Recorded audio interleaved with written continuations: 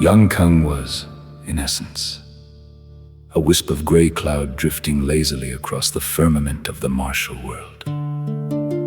Beautiful to behold, yet concealing within itself a treacherous wind. Born of the loyal and righteous bloodline of Nguyen-Excalibur, he ought to have been a shining banner of true manhood. Yet, fate took an unexpected turn, causing him to grow up within the princely courts of the Jin dynasty. More accustomed to silks and brocades than to the wild grass of the fields, more familiar with privilege and nobility than with honor and righteousness. From his youth, Kang possessed a handsome countenance, a refined demeanor, a glib tongue, and eyes that gleamed with self-assurance. To the outside observer, he appeared to be a young man with a boundless future, one merely awaiting the day he would rise to fame and renown across the land.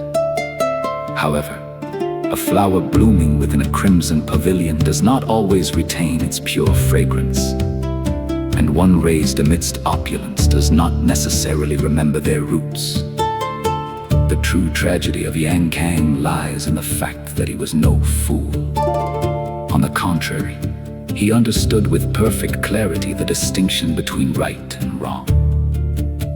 It was precisely because he understood, yet deliberately turned his back on the truth, that his transgressions weighed all the heavier, and the sense of regret felt by those who read his story ran all the deeper.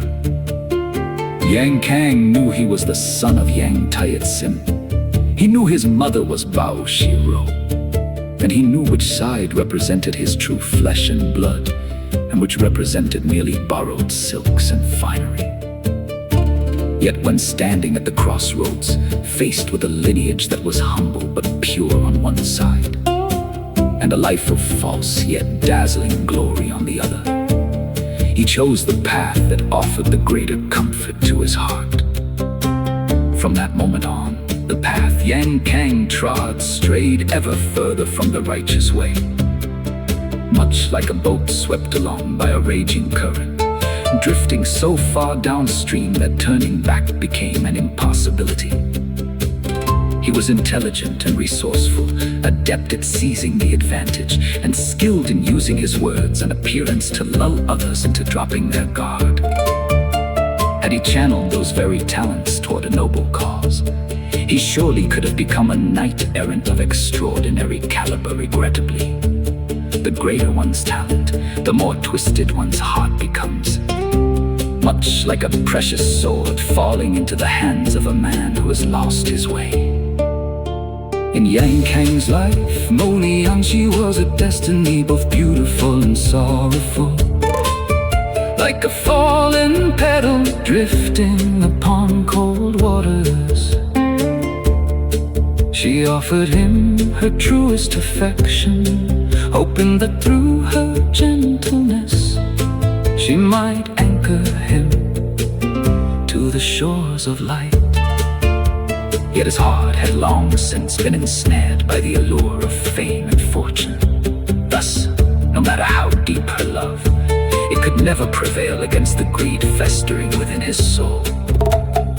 He might be moved, he might soften for a fleeting moment, but ultimately, he lacked the courage to become the man Nguyen had hoped for. Within Kang, the light never truly extinguished. It was simply always too faint to withstand the darkness he himself had nurtured. And so, whenever he contemplated turning back, wealth and power would coil around his ankles like silken cords, rendering his steps ever more precarious.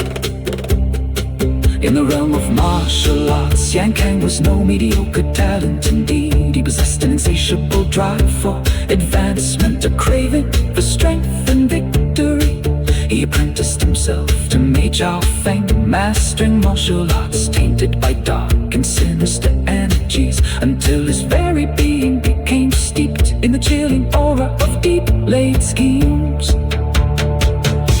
Kang's greatest error lay not merely in choosing the wrong path, but in continuing to tread that path even while knowing deep within his heart that an abyss awaited him.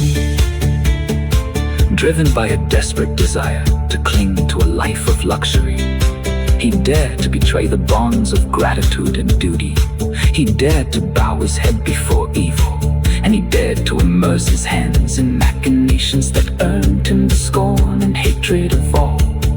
When placed side by side with Gojin, Yang Kang's true nature becomes starkly apparent. One is a rough gem that retains its innate purity, while the other is a garment of exquisite brocade, beautiful on the outside, yet rotten at the core.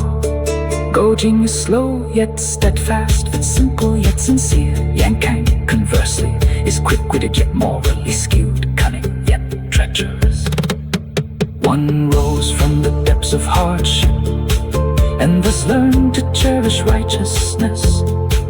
The other grew up amidst silk and luxury, and thus became accustomed to placing himself above all else, yet to merely cast blame upon Yang Kang while overlooking the tragedy of his life would, I fear, render such commentary shallow.